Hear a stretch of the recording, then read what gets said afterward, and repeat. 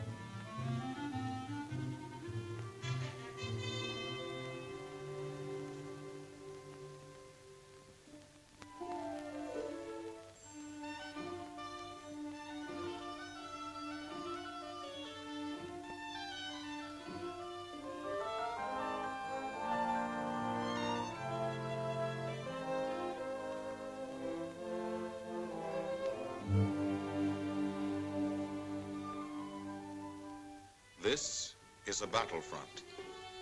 A battlefront like no other in the long history of mankind's wars. This is an air front.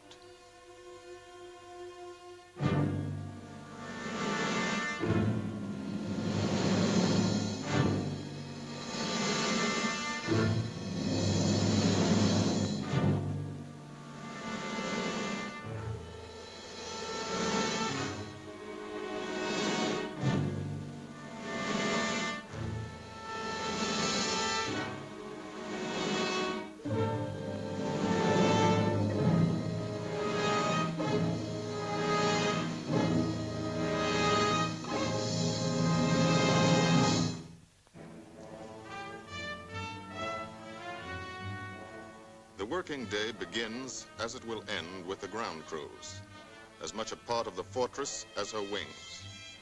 If you're a mechanic, you've got your own bomber. You get attached to it. But you know when your ship goes out on a mission, you may never see it again. So you do your work as well as it can be done, perfectly, because you wouldn't want anything to go wrong that would be your fault.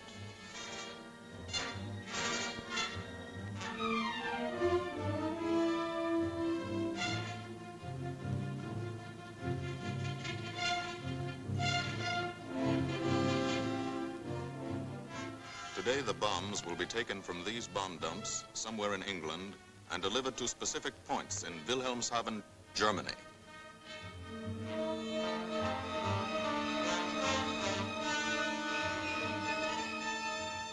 To deliver them is the job of the 8th Bomber Command, just a hauling job, yet one of the most difficult and complicated of military operations.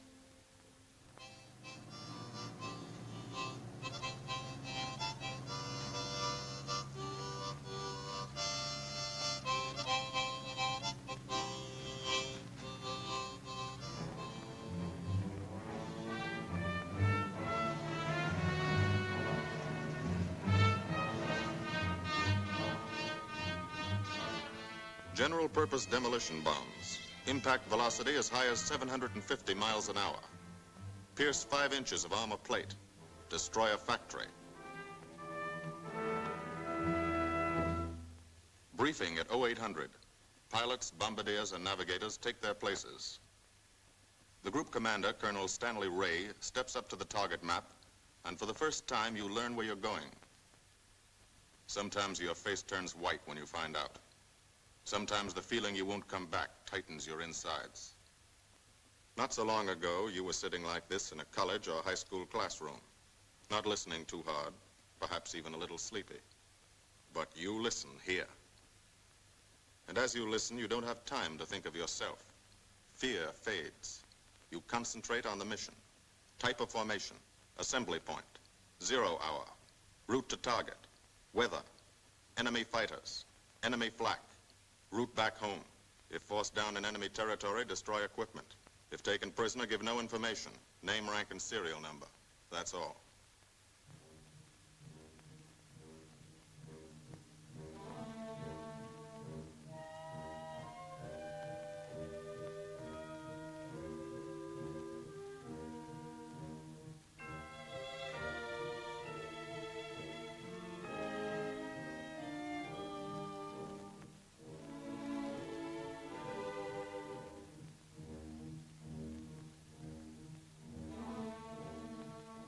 These are the passengers with one-way tickets. And this is the crew of the Memphis Belle, 324th Squadron, 91st Heavy Bombardment Group.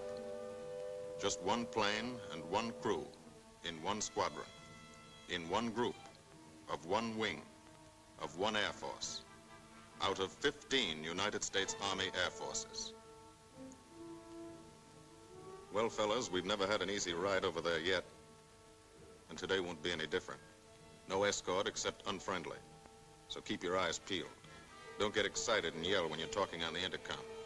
Save your ammunition and make your shots count. And let me know what goes on back there, Quinlan. Yes, sir. Stay on the ball, gang, and she'll bring us back like she's always done. Okay?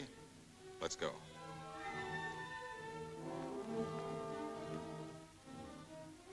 They have completed 24 missions in this, the toughest theater of air war, the big league of sky fighting. Their experience is priceless. And so, if the Memphis Belle comes back this afternoon, they will be sent to bring the vital lessons they have learned to thousands of air crew men in training at home. Home is America.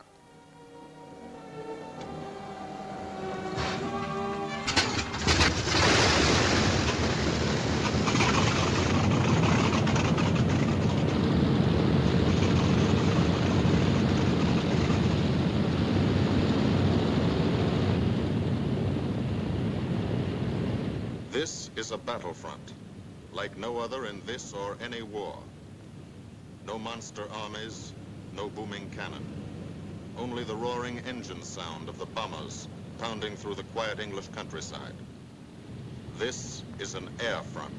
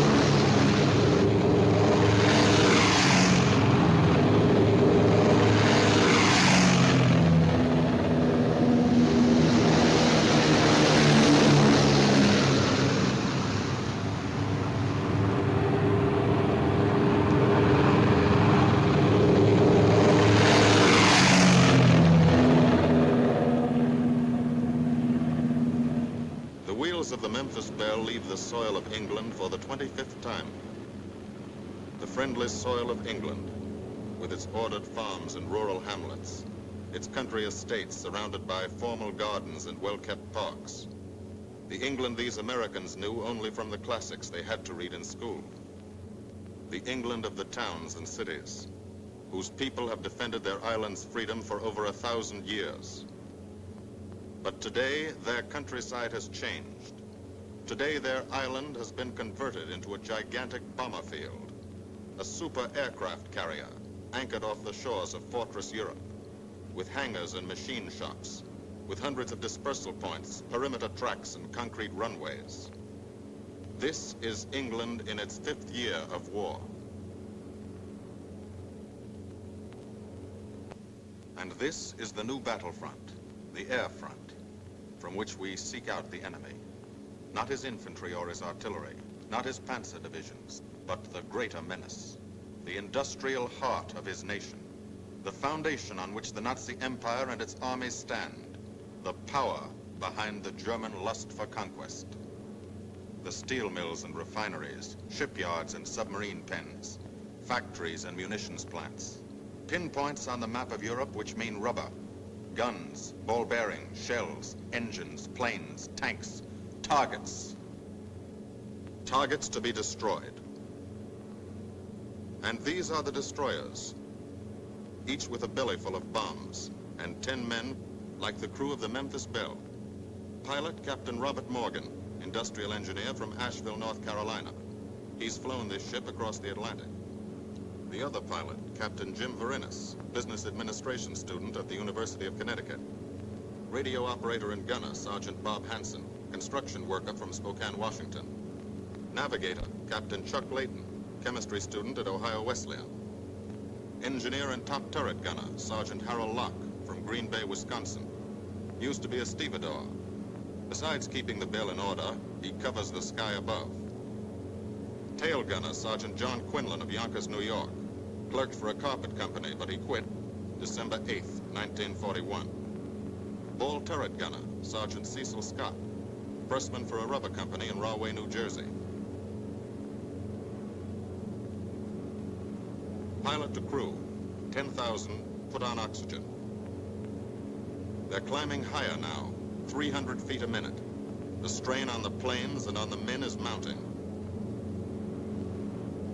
The rest of the crew, Bombardier Captain Vincent Evans, operated a fleet of trucks in Fort Worth, Texas.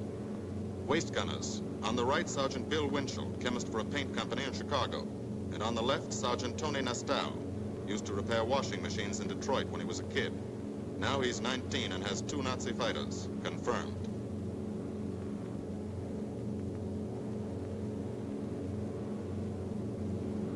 It takes all of a pilot's strength to keep a 30-ton fortress in tight formation.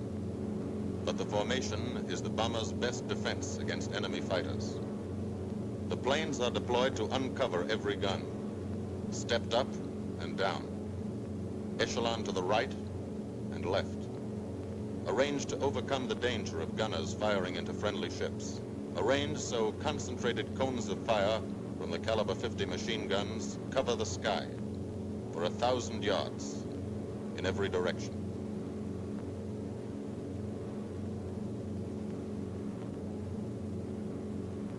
The friendly coast of England slips by below. It doesn't look like much now, but in a few hours when you come back, if you come back, this will be the most beautiful view in the world. Higher and higher, climbing to reach your best operational altitude, 25,000 feet. 5 miles straight up. So high you can't be seen from the ground with a naked eye. So high that after 1 minute without oxygen, you lose consciousness. After 20 minutes, you're dead.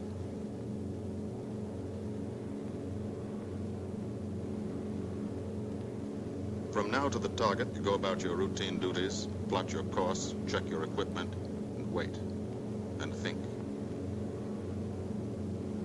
Higher and colder. Temperature 40 degrees, below zero. Take off your glove and you lose some fingers. You look out at the strange world beyond, reflections in plexiglass, like nothing you ever saw before, outside of a dream.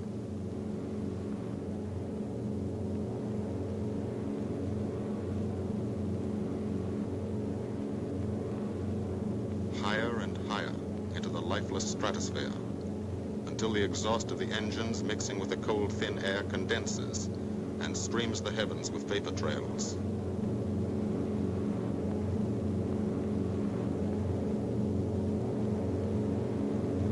To the men in the ships, they're far from beautiful, for they point like beckoning fingers to the formation, signposts in the sky for the enemy to spot us.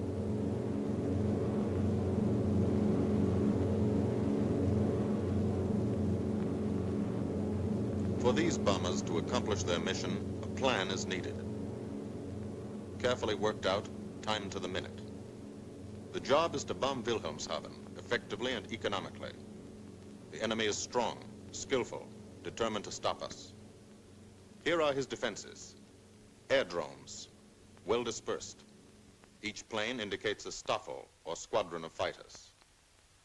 Heavy anti-aircraft, highly trained and accurate, all along the coast and defending his vital installations. Radar to warn him of our coming. Here is our plan to divide his defenses and weaken his opposition. At 13:30 hours, shortly after takeoff, 6 groups of planes will be heading toward the enemy coast from 6 directions. The Blue Force, 100 B-24 Liberator 4-engine bombers. The White Force, 300 B-17 Flying Fortresses. The Green Force, 300 B-17s with an escort of 6 squadrons of P-47 Thunderbolts. A force of B-26 Marauders, twin-engine medium bombers with 6 squadrons of RAF Spitfires escorting. Almost 1,000 planes and over 8,000 men in the air. The enemy alerts all his airdromes. But which is our main force? What are our targets? Where should the Nazi controllers send their fighters? It's our job to make them guess, and guess wrong. A half hour later, at 1400 hours, the Blue Force will be heading east across the North Sea with the White Force following. These enemy fighters are tied down, waiting to meet them, and will not be able to attack the Green Force. These fighters must come up to attack the Green Force, and thus will be no threat to the Blue and White Forces. The B-26s and Spitfires will bomb and strafe a key rail junction, diverting these 6 Staffeln and preventing the enemy from concentrating too many fighters on the Green Force, which is scheduled to bomb an aircraft factory at Hanover. At 14:30 hours, the Blue Force will threaten this entire coastal area of northwestern Germany. Which target will it be? Flensburg? The Kiel Canal? Or will it turn suddenly and bomb Hamburg, Wegesack, or Emden? Actually, it carries no bombs at all. It's a decoy and keeps the fighters from the northern area busy while the White Force, the main effort, heads for the submarine pens of Wilhelmshaven. At 1500 hours, while the White Force is over its target, only a fraction of the available German fighter strength of the area can intercept it. Because of the Blue Force diversion and the simultaneous bombing of Hanover by the Green Force. This is the plan of battle for today, drawn up by the Combined Operations Planning Committee and approved by the Commanding General. The White Force, lead group, low squadron. We've crossed the invisible line of enemy radar. The Hun is expecting us.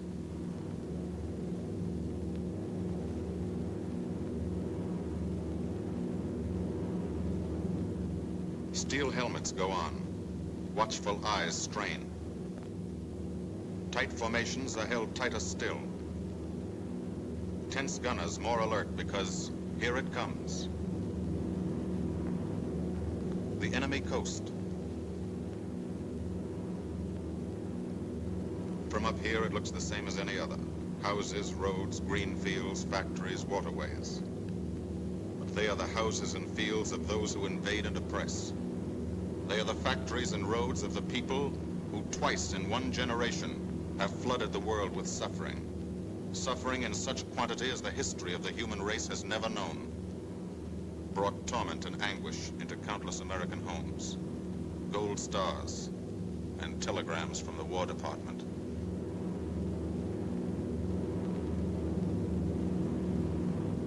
The first flak, just harmless-looking, silent puffs of smoke. Only each puff is a shell exploding, throwing shrapnel around the sky. Exactly the range, accurate flak by radio prediction.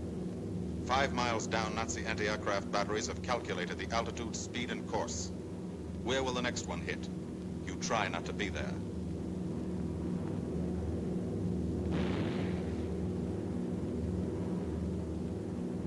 The docks and submarine pens of Wilhelmshaven.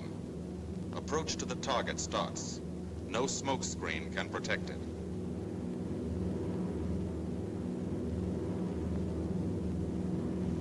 Now the enemy knows the path of your approach and walls that path with a flak barrage. But you fly right through it. Flak so thick you can get out and walk on it.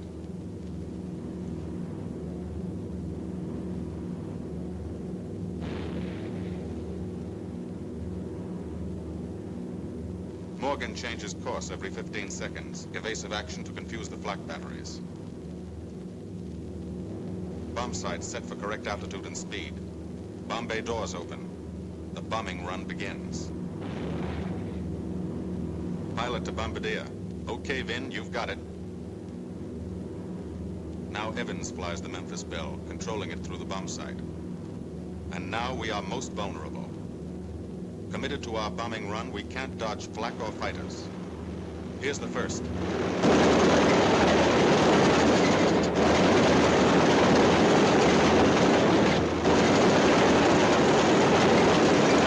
Top turret fires at it.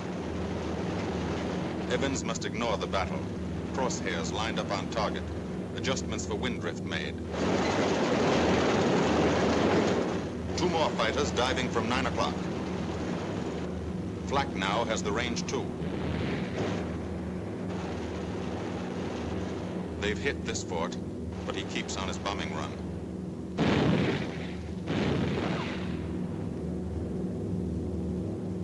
As lead bombardier, Evans's aim must be good. Every other ship in the group will drop its bombs when he drops his. Now one pointer on the bomb site moves toward another stationary pointer. The instant they touch, bombs will release.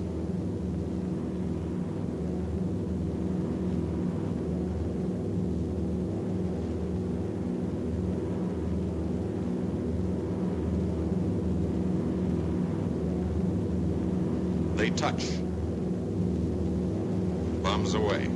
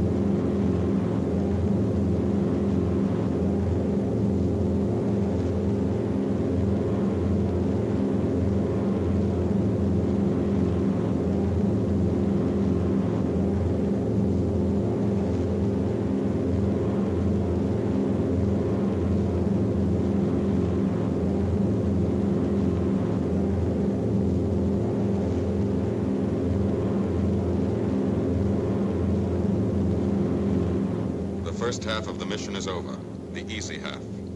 Now to get home.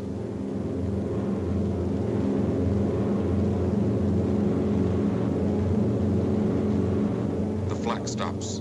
That means fighters out there somewhere. A staffer lurking behind that cloud, or hiding up in the sun where the glare blinds you, and you can't see them, waiting to dive down on you. Fighters at 6 o'clock. This is what a gunner sees. A speck in the sky. That's a fighter. And then a blink. That means he's firing at you. 2,300 rounds a minute.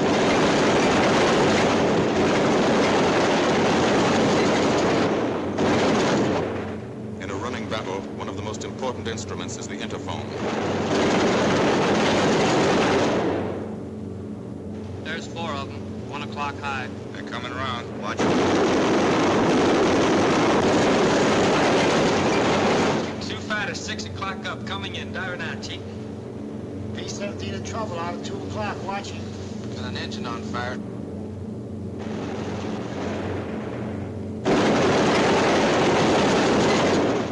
There's 2 more diving through the 94th. 3 planes, 9 o'clock, coming around. Keep your eye on them, boy. Coming around to 10. Watch them, Chuck. Keep your eyes open. Yeah. They're breaking at 11, breaking at 11. I got them. 10 o'clock. I got those 2 at 2 o'clock. Watch them, Scotty. I got my sights on them. Check that B-17, Chuck, 3 o'clock. Loader smoking. Fighters 10:30, coming around. Those 10:30 upper or lower? The sun. B-17 out of control at 3 o'clock.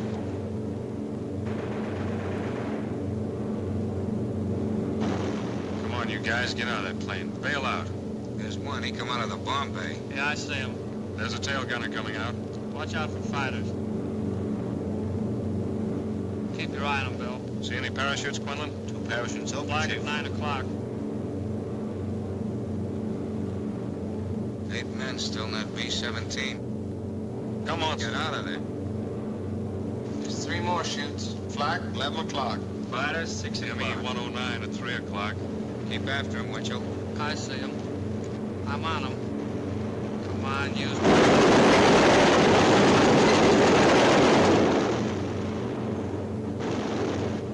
I got him. Quinlan, confirm that fighter. He got him, Chief. Look, he's bailing out. Don't yell on that intercom. Fighters, 10 o'clock. Watch those 2 at 12, Van. They're coming in. They're coming in, Scotty. Get that ball turret on him. Save the ammunition as much as possible.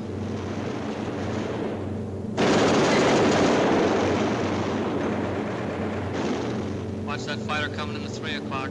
He's coming in a half roll. Pull her up, Chief. Pull her up. Hurry.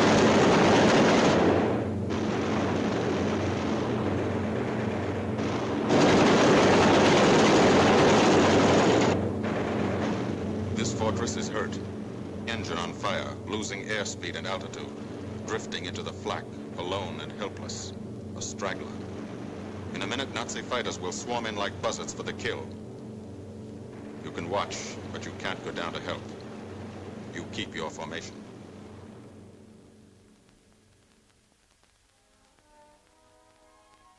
Here, too, the mission is being flown. None the less real for being in the minds and hearts of these men behind.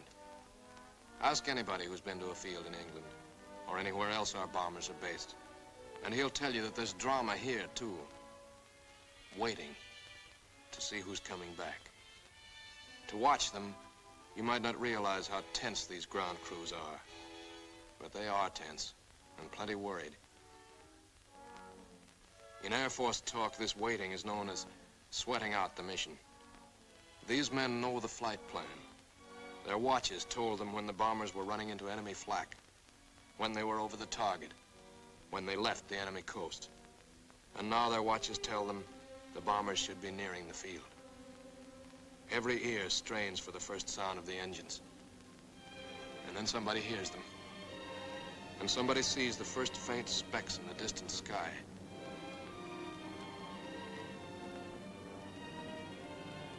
Every face turns to see and count. The watchers try to read the numbers on the ships. These planes have priority to land first.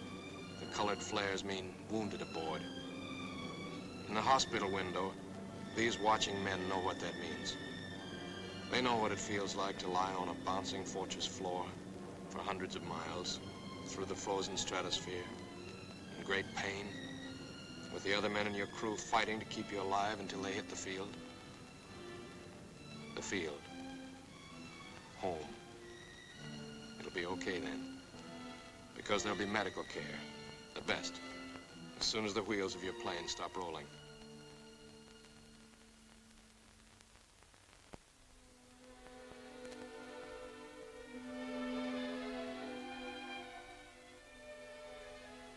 Head wound. Concussion. 20mm cannon shell exploded in his radio compartment. Shock. Internal injuries. He'll be all right, though. Flak burst scattered flying shrapnel. He's full of steel splinters. This pilot's leg is not a pretty sight. Neither are the docks at Wilhelmshaven. These men will all get the Purple Heart. And this man, too, posthumously.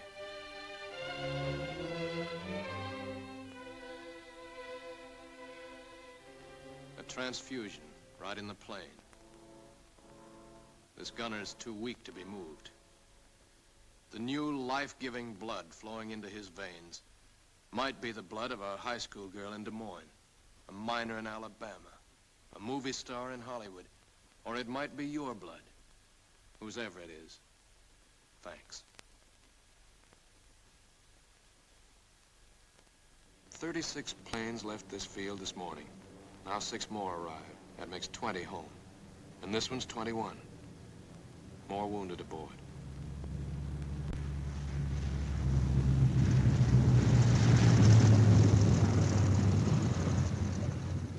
"22, coming in with his left inboard engine dead.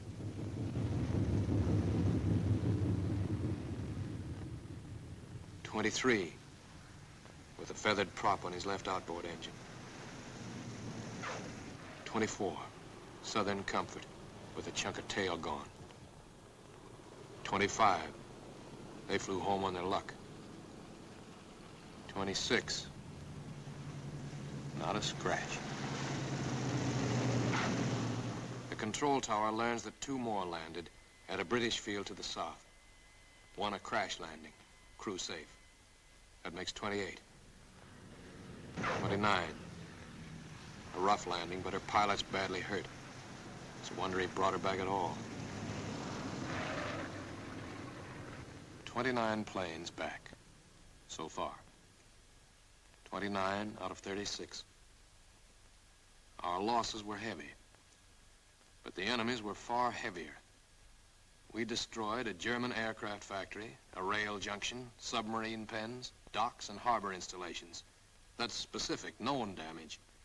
But who can tell the number of German torpedoes that will not be fired, the number of our convoys that will get through now, the soldiers and seamen's lives that will be saved, or the battles that will be won instead of lost because of what these bombers and airmen did today.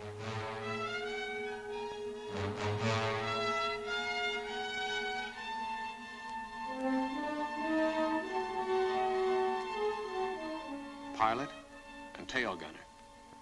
They can laugh now. Fire on the inboard engine did this. Flames streaked back and burned the stabilizer, too. Another crew luck brought back.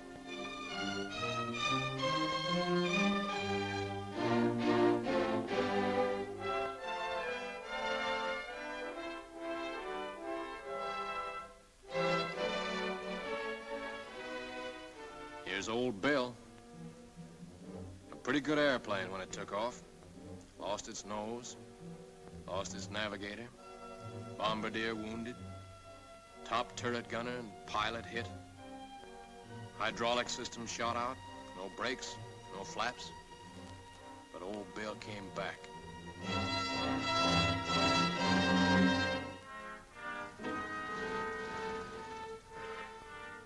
Now, among the returned crew members, talk flows like a river, talking out every detail of the mission. These are the faces of combat, faces of Americans who have watched their comrades die, faces that can never forget the enemy, and they're in no mood to have their picture taken.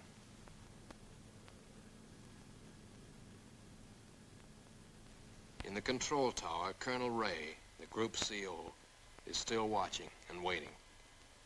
And then he spots the last flight. 3 more planes. And one of them is the ship everyone has been pulling for.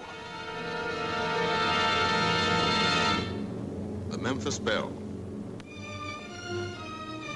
The last few miles of this trip have been a joyride. The strain is over. They can leave their guns now. Now they know they're going to go home. To Spokane, Green Bay, Asheville, Detroit, Chicago, Fort Worth, and Yonkers.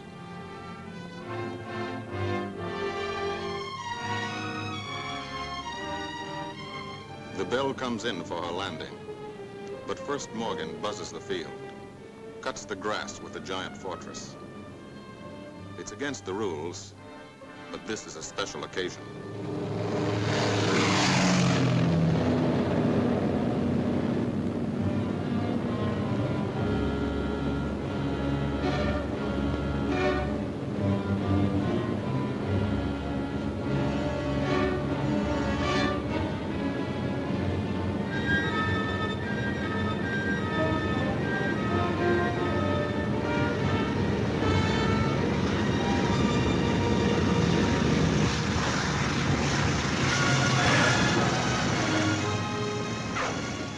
Of the Memphis Belle come back to the soil of England for the 25th time.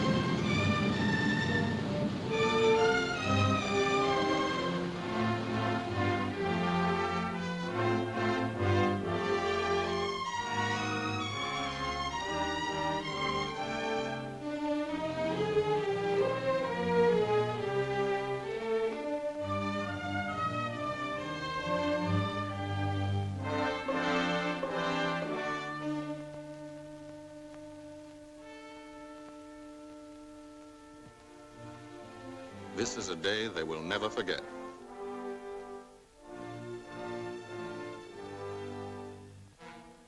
Another great day soon after, Brigadier General Hansel visited the field and presented the Distinguished Flying Cross to every member of the crew.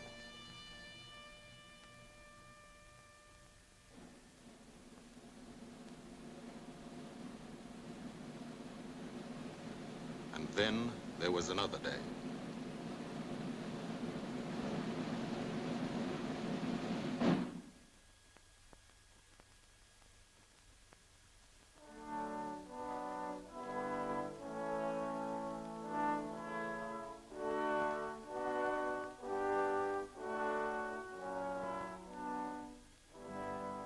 Their Majesties, the King and Queen of England.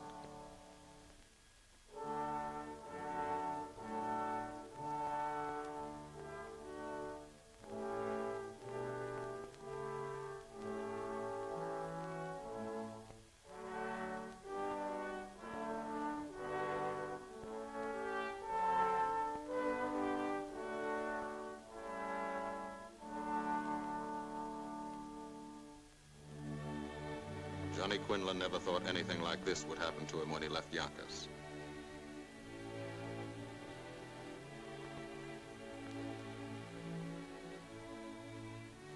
The ground crew were a little self-conscious about being dressed in fatigues, but the Queen thought they were very nice.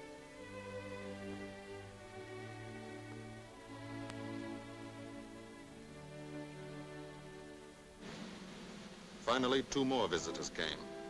General Acre, commanding the 8th Air Force, and General Devers, U.S. commander of the European Theater.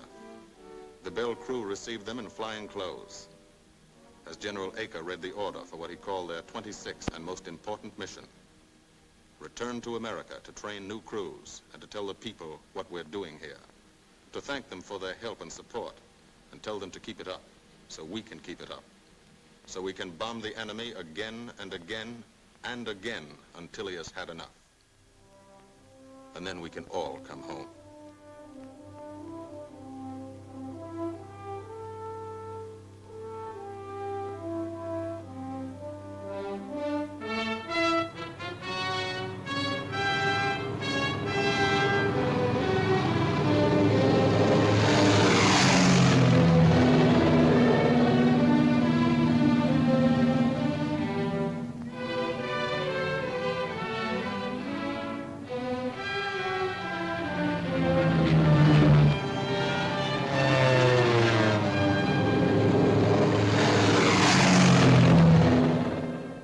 The 8th Air Force, who are now flying deep into Germany, bringing destruction to targets almost 1,000 miles from their bases. Destruction like this. And who have never once been turned back by the enemy. To those men, this film is gratefully dedicated.